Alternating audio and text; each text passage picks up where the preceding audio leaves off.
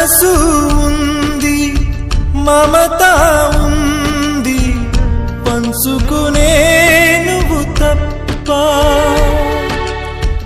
ఊపిరి ఉంది, ఆయువు ఉంది, ఉండాలనే ఆశ తప్ప.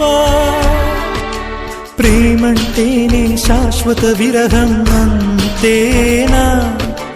ప్రేమిస్తేనే సుదీర్ఘ నరకం నిజమేనా?